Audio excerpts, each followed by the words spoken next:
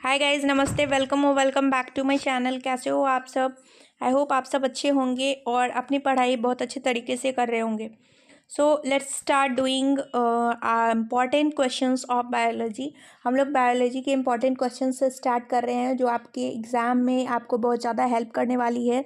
चाहे वो कोई भी एग्ज़ाम हो, जनरल कंपटीशन का जो भी एग्ज़ाम हो, या फिर हमारा एसएससी हो गया, रेलवे हो गया, या फिर बिहार टीचर एग्ज़ाम है, उन सब में ये सारे क्वेश्चंस पूछे जाते हैं। और मैं इस डिफरेंट बुक से आपको प्रैक्टिस करवाने वाली हूँ, डिफरेंट बुक से क्वेश्चंस करवाने वाली हूँ। चाहे वो हमारा क्वेश्चन बैंक हो गया, या फिर हमारे एनसीईआरटी सार संग्रह हो गए, या फिर हमारा एनसीईआरटी या एससीईआरटी गिस्ट हो गया। मैं उन सब के इंपॉर्टेंट टर्म्स, इंपॉर्टेंट क्वेश्चंस को डिस्कस करने वाली हूँ, इंपॉर्टेंट टॉपिक्स को डिस्कस करने वाली हूँ इन डिटेल। तो ये अभी हमारा पार्ट फर्स्ट है इस सीरीज़ का। So let's start without any further adieu. So let's start with our first question. Viticulture के द्वारा क्या उत्पादित होता है? अंगूर। जेरोंटोलॉजी के अंतर्गत वृद्धावस्था एवं आयुर्वृद्धि के प्रभाव का अध्ययन किया जाता है। वर्मीकल्चर में कौन सा कीट प्रयुक्त होता है? केचुआ। पेडोलॉजी के अंतर्गत किसका वैज्ञानिक अध्ययन किया जाता है? मृदा। फूलों के अध्ययन को क्या बोलते हैं? एंथोलॉजी। कीटों का वैज्ञानिक अध्ययन कहलाता है एंटोमोलॉजी। जनसंख्या एवं मानव जाति के आंकड़ों का अध्ययन क्या कहलाता है? जननांकिकी। जीवाश्म वनस्पति के अंतर्गत पादप जीवाश्म का अध्ययन किया जाता है। विभिन्न संस्कृतियों के वैज्ञानिक विवरण के तुलनात्मक अध्ययन को क्या कहा जाता है? एथनोलॉजी। सब्जी का अध्ययन किस शाखा के अंतर्गत किया जाता है? ओलेरी कल्चर। अस्थियों का अध्ययन विज्ञान की किस शाखा के अंतर्गत किया जाता है? ऑस्टियोलॉजी। सर्पों का अध्ययन किस वैज्ञानिक शाखा के अंतर्गत किया जाता है? सर्पेंटोलॉजी। हाइड्रोपोनिक्स किससे संबंधित है? मृदा रहित पादप संवर्धन से। जंतु विज्ञान के अंतर्गत किन जंतुओं का अध्ययन किया जाता है? जीवित व मृत दोनों प्रकार के जंतुओं का। और वनस्पति विज्ञान के अंतर्गत किसका अध्ययन किया जाता है? जितने भी वनस्पति होते हैं उनका हम अध्ययन करते हैं। और चलिए देख लेते हैं जीव विज्ञान के विभिन्न शाखाओं के जनक कौन। तो जीव विज्ञान की शाखा और जनक हैं हमारे। जंतु विज्ञान के जनक है अरस्तु। वनस्पति विज्ञान के थियोफ्रास्टस। सूक्ष्म विज्ञान के एंटोनी वॉन लिवेनहॉक। जीवाणु विज्ञान के लुइस पाश्चर। प्रतिरक्षा विज्ञान के एडवर्ड जेनर। वर्गीकी अथवा वर्गीकरण विज्ञान कैरोलस लीनियस। रुधिर परिसंचरण तंत्र विलियम हार्वे। कोशिका विज्ञान के हैं रॉबर्ट हुक। उत्परिवर्तन के हैं ह्यूगो डी व्रिज। कवक विज्ञान के हेनरिच एंटन डी बेरी। पादप शरीर क्रिया विज्ञान के हैं स्टीफन हेल्स। आधुनिक वनस्पति विज्ञान कैरोलस लीनियस। रुधिर वर्ग के हैं कार्ल लैंड स्टीनर। अंतःस्रावी विज्ञान के थॉमस अल्वा एडिशन। आनुवांशिकी के हैं ग्रेगर जॉन मेंडल। आधुनिक आनुवांशिकी के ग्रेगर जॉन मेंडल, मतलब दोनों के ग्रेगर जॉन मेंडल ही हैं। भारतीय पुरास्पति वनस्पति विज्ञान के बिरबल साहनी। आनुवांशिक अभियांत्रिकी के हैं पॉल बर्ग। शैवाल विज्ञान के F.E. फ्रिच। भारतीय शैवाल विज्ञान के M.O.P. आयंगर। भारतीय पारिस्थितिकी के हैं रामदेव मिश्रा। और औषधि विज्ञान के हिपोक्रेट्स। एंड सूक्ष्मदर्शिकी के हैं एंटोनी वॉन लिवेनहॉक। जीन चिकित्सा के हैं एंडरसन। जंतु विज्ञान जो है वो जीव विज्ञान की ही एक शाखा है। अरस्तु को जंतु विज्ञान का जनक कहा जाता है। अगले पेज पे हम देख लेते हैं हमारा वनस्पति विज्ञान के प्रमुख शाखाओं के बारे में है। घास विज्ञान, जिसमें हम पढ़ते हैं घासों का अध्ययन व पालन। एल्गोलॉजी, सवालों का अध्ययन। एनाटॉमी, शरीर की आंतरिक संरचना का अध्ययन। आप हमेशा देखते होंगे कि जनरल कंपटीशन के एग्जाम में 1 से 2 क्वेश्चन इस शाखाओं से भी 1 से 2 प्रश्न आते हैं। सो ये आपको रिवाइज करने में आपको बेहतरीन तरीके से हेल्प करेगी। सो अगर आपको याद करने में प्रॉब्लम होती है तो वीडियो को 2 से 3 बार आप देख लीजिएगा। पहली बार 2 बार आप नॉर्मल मोड पे, और सेकंड टाइम आप सेकंड मोड पे 2x मोड पे देख लेंगे तो आपको याद हो जाएगा। तो चलिए देख लेते हैं। एनाटॉमी में शरीर की आंतरिक संरचना का अध्ययन करते हैं। तो ये एनाटॉमी प्लांट का भी होता है और एनिमल्स का भी होता है, पौधों के अंदर का भी और हाँ जंतुओं के अंदर का भी। एंथोलॉजी, पुष्पों का अध्ययन। जीवाणु विज्ञान, जीवाणुओं का अध्ययन। ब्रायोलॉजी, ब्रायोफाइटा का अध्ययन। कैसिडोलॉजी, पादपों में रोगजन्य गांठों पादप कैंसर का अध्ययन। डेंड्रोक्रोनोलॉजी, वृक्षों की आयु का अध्ययन। डेंड्रोलॉजी, वृक्षों एवं झाड़ियों का अध्ययन। इकोलॉजी, पौधों का वातावरण से संबंध का अध्ययन, जिसमें हम लोग इकोसिस्टम वगैरह पढ़ते हैं। इकोनॉमिक बॉटनी, आर्थिक महत्व के पौधों का अध्ययन एथनोबॉटनी, आदिवासियों द्वारा पादपों के उपयोग का अध्ययन फॉरेस्ट्री, वनों का अध्ययन एक्सोबायोलॉजी, अन्य ग्रहों पर संभावित जीवों की उपस्थिति का अध्ययन जेनेटिक इंजीनियरिंग, कृत्रिम जीन्स का निर्माण व स्थानांतरण का अध्ययन लाइकेनोलॉजी है लाइकेंस का अध्ययन, माइक्रोबायोलॉजी सूक्ष्म जीवों का अध्ययन। सूक्ष्म जीव क्या होते हैं इतने देर में बताइए आप। माइकोलॉजी कवकों का वैज्ञानिक अध्ययन। तो सूक्ष्म जीव क्या होते हैं मुझे कमेंट सेक्शन में लिख के बताइएगा आप लोग। प्लाज्मोलॉजी माइकोप्लाज्मा का वैज्ञानिक अध्ययन, निमेटोलॉजी निमेटोड्स का पादपों के साथ संबंधों का अध्ययन, पॉलियोबॉटनी पादप जीवाश्मों का अध्ययन, पेलिनोलॉजी पराग कणों का अध्ययन, पैथोलॉजी पादप रोगों का उपचार व अध्ययन, पैरासिटोलॉजी पोषक तथा परजीवियों के संबंधों का अध्ययन, फार्मेकोलॉजी औषधीय पादपों का अध्ययन, फिजियोलॉजी विभिन्न पादपों के जैविक क्रियाओं का अध्ययन, टेरिडोलॉजी टेरिडोफाइट्स का अध्ययन, फाइटोजियोग्राफी पौधों के वितरण व उसके कारणों का अध्ययन, स्पेस बायोलॉजी अंतरिक्ष तथा वायुमंडल में स्थित पादपों का अध्ययन, स्पर्मेलॉजी बीजों का अध्ययन, हीलियोथेरेपी सूर्य के प्रभाव से चिकित्सा करने की प्रक्रिया, हाइड्रोपोनिक्स इस शाखा के अंतर्गत बिना मृदा के बागवानी की जाती है, यानी कि जो पौधों के लिए जो इम्पॉर्टेंट न्यूट्रिएंट्स होते हैं बस उन्हें लिक्विड में दे दिया जाता है और तब पौधे उगाए जाते हैं। जंतु विज्ञान की प्रमुख शाखाएं हैं हमारा एनाटॉमी विच्छेदन के द्वारा शरीर एवं विविध अंगों की रचना का प्रदर्शन करना, एंथ्रोपोलॉजी मानव जाति के सांस्कृतिक विकास का अध्ययन, इकोलॉजी जैविक एवं अजैविक वातावरण से जीवों के विविध संबंधों का अध्ययन, एंडोक्राइनोलॉजी अंतःस्रावी तंत्रों का अध्ययन, अंतःस्रावी तंत्र जो डायरेक्ट अपना जो है सिक्रीशन वो कहाँ डालते हैं ब्लड में डालते हैं जिसमें कोई पाइप कनेक्टेड नहीं होता है। ओके नेक्स्ट है हमारा एम्ब्रायोलॉजी भ्रूणीय संवर्धन का अध्ययन, एंजाइमोलॉजी उत्प्रेरकों का अध्ययन, एंटोमोलॉजी कीट पतंगों का अध्ययन, जेनेटिक्स जीवों के आनुवंशिक लक्षण एवं इनकी वंशागति का अध्ययन, हेमेटोलॉजी रुधिर एवं रुधिर संबंधी रोगों का अध्ययन, हर्पेटोलॉजी उभयचरों एवं सरीसृपों का अध्ययन, मैमेलोलॉजी स्तनधारियों का अध्ययन, माइक्रोबायोलॉजी अति सूक्ष्म जीवों का अध्ययन, न्यूरोलॉजी तंत्र का अध्ययन, ओडोंटोलॉजी दंत विज्ञान संबंधी अध्ययन, ऑर्निथोलॉजी पक्षियों का अध्ययन, पैथोलॉजी रोगों की प्रकृति लक्षणों एवं कारणों का अध्ययन, रेडियोलॉजी जीवों पर विकिरण प्रभाव का अध्ययन, टैक्सोनॉमी जीव जातियों के नामकरण एवं वर्गीकरण का अध्ययन, आयु वृद्धि के साथ जीवों में होने वाले परिवर्तनों का अध्ययन जरा विज्ञान यानी कि जेरोंटोलॉजी कहलाता है। चलिए नेक्स्ट पेज पे हम देख लेते हैं। क्वेश्चन है हमारा जीव विकास को सर्वप्रथम किसने परिभाषित किया? जीन बैप्टिस्ट डी लामार्क ने। वैज्ञानिकों ने आधुनिक मनुष्य का अंतिम पूर्वज किसे माना है? क्रो मैग्नन मानव। वर्तमान प्रमाण के अनुसार पृथ्वी पर जीव का उद्गम लगभग 2 अरब वर्ष पूर्व से माना जाता है। विकासवाद का सिद्धांत किसने दिया था? यानी कि theory of evolution Charles Darwin ने। उद्विकास का मुख्य कारक क्या है? प्राकृतिक वरण नेचुरल सिलेक्शन। उद्विकास के उत्परिवर्तन सिद्धांत यानी कि म्यूटेशन थियोरी ऑफ इवोल्यूशन का प्रतिपादन किसने किया था? ह्यूगो डी व्रिज ने। आर्कियोप्टेरिक्स जुरैसिक युग का सबसे प्राचीन पक्षी है जो सरीसृप व पक्षी वर्ग के मध्य की कड़ी है। सरीसृप यानी कि रेप्टाइल्स। उसके बाद है मैमथ किस जीव का पूर्वज है? हाथी। पृथ्वी पर सबसे पहले किस जीव की उत्पत्ति मानी जाती है? नील हरित शैवाल ब्लू ग्रीन एल्गी की। शीत ऋतु में पशुओं के प्रसुप्ति काल डॉर्मेंसी पीरियड को क्या कहते हैं? हाइबरनेशन। इसका मतलब है कि कुछ जीव जो है वो ठंडे के दिनों में क्या चले जाते हैं? सोने चले जाते हैं, यानी कि जमीन के अंदर जाके वो सो जाते हैं, यानी कि वो गायब हो जाते हैं। इसी को हम लोग हाइबरनेशन बोलते हैं। किस जीव में स्नायु तंत्र यानी नर्वस सिस्टम तो होता है परंतु मस्तिष्क नहीं होता? कारामिन यानी कि स्टारफिश। जो स्टार की आकार का जो फिश होता है वही। जीवाणु में किस प्रकार के राइबोसोम पाए जाते हैं? 70S ribosome. जीवाणु मतलब बैक्टीरिया जो कि एक प्रकार का माइक्रो ऑर्गेनिज्म है यानी कि सूक्ष्म जीव है। डायनासोर सरीसृप वर्ग में आते थे जिनका उदय मेसोजोइक युग में हुआ था। नील हरित शैवाल जीवाणु तथा कवक में लवक नहीं पाए जाते बल्कि लोमेली के आकार की कौन सी रचना पाई जाती है? क्रोमैटोफोर्स। किन पौधों में जाइलम वाहिकाओं का अभाव होता है? अनावृत बीजी एवं टेरिडोफाइट्स में। Okay let's see next question. 5 जगत वर्गीकरण 5 किंगडम क्लासिफिकेशन किसने प्रस्तुत किया था? R.H. विटेकर ने। यहाँ पे शॉर्ट में व्हिटेकर लिखा हुआ है। जंपिंग जीन की खोज किसने की थी? मैकक्लिंटॉक ने। कौन से क्षार डीएनए तथा आरएनए दोनों में पाए जाते हैं? Adenine, guanine and cytosine. ऐसे कौन से उड़ने वाले जीव हैं जो पक्षी वर्ग में नहीं आते? जैसे कि चमगादड़।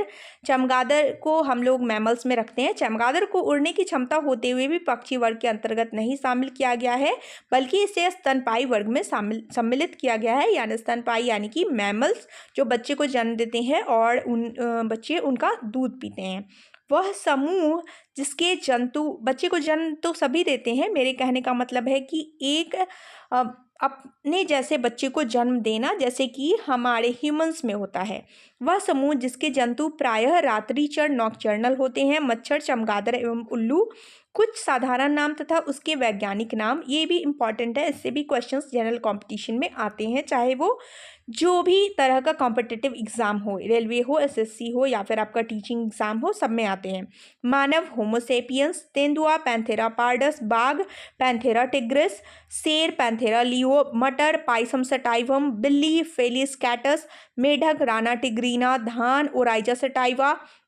सरसों ब्रेसिका कॉम्पेस्ट्रिस। चना सीसर एरिएटिनम। गेहूं ट्रिटिकम एस्टिवम। गाय बॉस इंडिकस। आम मैग्निफेरा इंडिका। प्रकाश संश्लेषण की प्राकाशिक एवं अप्राकाशिक अभिक्रिया क्लोरोप्लास्ट में कहाँ संपन्न होती है? क्रमशः ग्रेना एवं स्ट्रोमा में। प्रकाशिक यानी कि फोटोलिटिक एंड नॉन फोटोलिटिक जो रिएक्शंस होते हैं उनकी बात हो रही है यहाँ पे। ग्रेना और स्ट्रोमा, जब आप स्टोमाटा की हम पढ़ेंगे चैप्टर्स में, आगे मैं बताने वाली हूँ। So hold tight and stay tuned. Okay, next है हमारा मोलस्का संघ के कुछ जंतुओं में नीले या हरे रंग का रक्त किसके कारण होता है?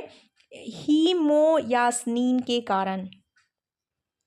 ओके, नेक्स्ट है मानव हृदय का बायां निलय प्रकोष्ठ पूर्णतः ऑक्सीकृत रक्त को महाधमनी में और संपूर्ण शरीर में भेजता है। मानव हृदय, अभी हम लोग आगे जो है ब्लड सर्कुलेशन पढ़ने वाले हैं, सर्कुलेटरी सिस्टम पढ़ने वाले हैं, तो उसमें आपको बताऊंगी कि ये जो निलय है यानी हमारा जो हार्ट है वो 4 चेम्बर्स में डिवाइडेड होता है, और भी different kinds of important things I am going to tell you. Okay, next है हमारा कवकों और उच्चतर पादपों की जड़ों के मध्य कौन सा कार्यात्मक साहचर्य पाया जाता है? कवकमूल माइकोराइजा। ईस्ट और मशरूम किस प्रकार के जीव है? फफूद यानी कि फंगी।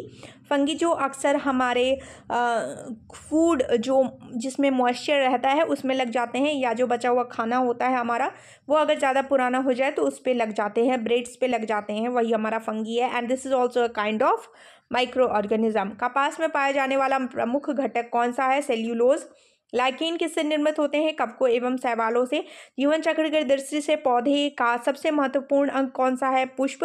क्लोरोफिल के निर्माण में कौन सा तत्व महत्वपूर्ण होता है? मैग्नीशियम। क्लोरोफिल क्या होता है? क्लोरोफिल वही ग्रीन पिगमेंट है जो फोटोसिंथेसिस में पार्टिसिपेट करता है, और जो ना हो तो फोटोसिंथेसिस पॉसिबल ही नहीं होगा, और हमारे जो प्लांट्स हैं जो हमें डिफरेंट काइंड्स ऑफ फूड्स देते हैं वो हमें नहीं मिल पाएगा। नेक्स्ट है हमारा अधिकांश कीट किसके द्वारा श्वसन करते हैं? वातक तंत्र यानी कि ट्रैकिया के द्वारा। क्विनैन जो है आवृत बीजी यानी कि एंजियोस्पर्मिक प्लांट का उदाहरण है जो सिंकोना नामक पादप की छाल से प्राप्त होता है तथा यह मलेरिया के उपचार के लिए प्रयोग किया जाता है। सेब में पाए जाने वाले लाल रंग का क्या कारण है? एंथोसायनिन। टमाटर में लाल रंग किसके कारण उपस्थित होता है? लाइकोपीन की उपस्थिति के कारण। शहतूत के फल का वैज्ञानिक नाम सेरोसिस है। सर्पों की विष ग्रंथियां किस अंग के समान हैं? कशेरुकी प्राणियों की लार ग्रंथियों के समान। कशेरुकी यानी कि वर्टिब्रेट्स यानी कि हम लोग, जो हमारा पीछे का रीढ़ का हड्डी है वो बहुत सारे जानवरों में भी होता है और हमारे अंदर होता है, इसलिए हम लोग वर्टिब्रेट्स में आते हैं। नेफेंथस खासियाना नामक पौधा मुख्यतः भारत के किस राज्य में पाया जाता है? मेघालय में। चट्टानों पर उगने वाले पादप क्या कहलाते हैं? शैलोद्भिद। घटपर्णी पीछे प्लांट कीट भक्षी पादप के अंतर्गत आता है। इसकी पत्तियों के पर्ण फलक घट घरे में रूपांतरित हो जाते हैं। ये घड़ा की तरह होता है और इसके अंदर से बहुत खूबसूरत सी खुशबू निकलती है, जिसके लालच में जो कीट पतंग होते हैं वो उस पर आ जाते हैं और जैसे ही उसके ऊपर आके बैठते हैं ये अपना ढक्कन बंद कर लेता है और उसके अंदर से एंजाइम्स निकलते हैं जो उस जीव को मार देते हैं और उससे वह अपना पोषण करता है। कौन सा प्राणी अपनी आंत में जल का संग्रह करता है, यानी कि ऊंट। सबसे बड़ा अकशेरुकी यानी कि इन्वर्टेब्रेट जीव कौन सा है, कोलोसल स्क्विड। उसके बाद है नेक्स्ट है हमारा, लीची के फलों को किस शाखा के अंतर्गत रखा गया है, एक बीजी बेरी। हल्दी पौधे के तने हल्दी पौधे के तने से प्राप्त होती है तथा उसके खाने वाला हिस्सा प्रकंद यानी कि राइजोम कहलाता है। लाल मिर्च किसकी उपस्थिति के कारण तीखी होती है, कैप्सेसिन। सबसे बड़ा स्तनपायी जीव कौन सा है, व्हेल। रेशम का कीड़ा अपने जीवन काल की किस अवस्था में वाणिज्यिक तंतु उत्पन्न करता है, प्यूपा अवस्था में। गर्म रुधिर वाले या समतापी जंतु के शरीर का तापमान कितना होता है, सदैव एक समान होता है। समुद्री घोड़ा किस प्रकार के जीव का उदाहरण है, मछली का। वह कौन सा स्तनपायी है जो अंडे देता है, बच्चे नहीं, एग्डीना। जानने की इच्छा प्रकट करना तथा गूढ़ चिंतन व मनन करना मनुष्य को वानर गुणों से अलग करता है। मानव शरीर में पाई जाने वाली सबसे छोटी कोशिका कौन सी है, शुक्राणु। पुरुष सेरिबेलम की ग्रैन्यूल सेल, महिलाएं। मानव शरीर, ये मैं फिर से रिपीट कर देती हूँ, मानव शरीर की सबसे छोटी कोशिका यानी कि शुक्राणु यानी कि स्पर्म्स जो मेल में होती है, और ग्रैन्यूल सेल जो सेरिबेलम का पार्ट है वो फीमेल्स में होता है। ये सबसे छोटी कोशिका है और कोशिका हमारे जीवन की आधारभूत इकाई है। अगर कोशिका ना हो तो किसी भी जीव का निर्माण संभव नहीं है। सील किस वर्ग का प्राणी है, स्तनपायी। स्तनपायी यानी कि मैमल्स। कॉर्क किस पेड़ से प्राप्त होते हैं, क्वेर्क्स। डॉल्फिन किस वर्ग के अंतर्गत आते हैं, स्तनपायी। अफीम या मॉर्फिन पोस्ते के पौधे के अधपके फल से प्राप्त होती है। गन्ने के रोपर में उसके किस भाग का प्रयोग किया जाता है, तना।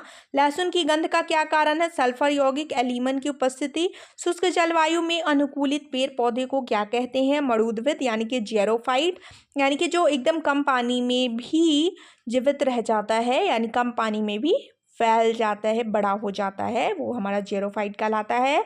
और एक और क्वेश्चन मैं पूछ रही हूँ, उसका जवाब आप कमेंट बॉक्स में लिख के बताइएगा। जो पानी में उगने वाले पौधे होते हैं, जो जलवायु मतलब यहाँ शुष्क है, वहाँ पे समझिए कि पानी वाला जलवायु में जो पेड़ पौधे अनुकूलित होते हैं उनको क्या बोलते हैं, उसका नाम बताइएगा। जल एवं स्थल दोनों पर रहने वाले जीवों को उभयचर वर्ग के अंतर्गत रखते हैं, जैसे कि मेढक यानी कि ये पानी में भी रहता है और ये स्थल पर भी चलता है। ओके, नेक्स्ट हम देख लेते हैं, अधिपादप अन्य पौधों पर क्यों निर्भर रहते हैं, यांत्रिक सहारे के लिए यानी कि मैकेनिकल सपोर्ट। टिक्स और माइट्स किस जीव वंश से संबंधित हैं, मकड़ी वंश। जुगनू की चमक किस एंजाइम के कारण होती है, ल्यूसीफेरस एंजाइम के कारण। सनहेम प्रेसी किससे प्राप्त किए जाते हैं, फ्लोएम से। लेग हीमोग्लोबिन किस में पाई जाती है, लेग्यूम मूल ग्रंथियों में। और लेग्यूम्स किसको कहते हैं, कमेंट सेक्शन में लिख के बताइएगा। डार्विन की पुस्तक on the origin of species कब प्रकाशित हुई थी, वर्ष 1859 में यानी कि 1859 में। जैव विकास के पक्ष में किस स्रोत से प्रत्यक्ष प्रमाण प्राप्त होते हैं, जीवाश्मों से। जीवों के उद विकास के संदर्भ में कौन सा अनुक्रमण सही है, सैलामेंडर, अजगर, कंगारू। किन कशेरुकी जीवों में कंकाल पूर्णतः अनुपस्थित होता है, सरीसृप। कॉकरोच और सिल्वरफिश में किस प्रकार का परिसंचरण तंत्र पाया जाता है, खुला परिसंचरण तंत्र। भ्रूण स्तनपायी भ्रूण के जनीय उत्पाद किसके द्वारा बाहर उत्सर्जित किए जाते हैं, अपड़ा प्लेसेंटा के द्वारा। ये जो स्तनपायी भ्रूण है इसका मतलब क्या हुआ कि यानी कि जो मदर के अंदर जो फिटस होता है यानी कि जो बच्चा पल रहा होता है उसका उत्सर्जनीय उत्पाद यानी कि जो उसकी गंदगी होती है उसके बॉडी के अंदर की, वो कैसे बाहर निकलती है, प्लेसेंटा के द्वारा। ओके, नेक्स्ट है हमारा चमगादड़ कैसा प्राणी है, नियत तापी, वार्म ब्लडेड। विज्ञान की पैलियोंटोलॉजी नामक शाखा के अंतर्गत जीवाश्मों का अध्ययन किया जाता है। सबसे बड़ा पक्षी जो तेज गति से दौड़ सकता है परंतु उड़ नहीं सकता, शुतुरमुर्ग। नमक युक्त मिट्टी में उगने वाले पादप हैलोफाइट्स कहलाते हैं। एंटमीबा हिस्टोलिटिका नामक परजीवी मानव के किसंग में पाया जाता है, आंत में। लिग्निन नामक पदार्थ जमा रहता है जाइलम उत्तक पर। डीएनए संश्लेषण तथा हिस्टोन प्रोटीन कोशिका चक्र की किस प्रावस्था में बनते हैं, इस प्रावस्था में। नेक्स्ट है हमारा, डूबने से हुए मृत्यु का पता लगाने में किस जीव का महत्व है, डायटम। पपीते का पीला रंग किस कारण होता है, कैरिका जैंथीन की उपस्थिति के कारण। पौधे के किस भाग से हल्दी प्राप्त होती है, तना। किस शैवाल से आयोडीन का निर्माण होता है, लेमिनेरिया नामक शैवाल से। वे जीवाणु जो वायुमंडलीय नाइट्रोजन को नाइट्रोजन के यौगिकों में परिवर्तित करते हैं क्या कहलाते हैं, नाइट्रोजन। स्थिरीकरण जीवाणु, यानी कि आप सबको पता है कि नाइट्रोजन फिक्सेशन हमारे इन्वायरमेंट में होता है। और नाइट्रोजन फिक्सेशन क्यों होता है? क्योंकि जो वायुमंडलीय नाइट्रोजन होता है, जो नाइट्रोजन गैस के रूप में हमारे इन्वायरमेंट में प्रेजेंट होता है, वो एज इट इज़ यानी कि वैसे ही हमारे प्लांट्स उसका यूज़ नहीं कर सकते हैं, और बिना उसके यूज़ के प्रोटीन्स जो है वो प्रोटीन या अमीनो एसिड हमारा नहीं बन सकता है, प्लांट नहीं बना सकते हैं। इसलिए नाइट्रोजन का फिक्सेशन होता है, और उसी में एक जो है जड़ों में उपस्थित होता है नाइट्रोजन फिक्सिंग बैक्टीरिया, जिसको नाइट्रोजन स्थिरीकारी जीवाणु या स्थिरीकरण जीवाणु कहते हैं। वही नाइट्रोजन एटमॉस्फेरिक नाइट्रोजन को नाइट्रोजन के यौगिकों में कन्वर्ट कर देता है, जो पानी में घुल के पौधों की जड़ द्वारा अवशोषित हो जाता है, और वो एमिनो एसिड को फॉर्म करना उसके लिए इजी हो जाता है। अधिक नमक वाले अचार में जीवाणु जीवित क्यों नहीं रह पाते? क्योंकि ये जीव द्रव्य कुंचित होकर मर जाते हैं। कवक कोशिका में संचित होने वाला खाद्य पदार्थ कौन सा है? ग्लाइकोजन। तालाबों और कुओं में किस जंतु को छोड़ने से मच्छरों को नियंत्रित करने में मदद मिलती है? Gambusia fish. बिस्फेनॉल ए क्या है? खाद्य संवेष्टन सामग्री के विकास के लिए प्रयोग में लाया जाने वाला रसायन है।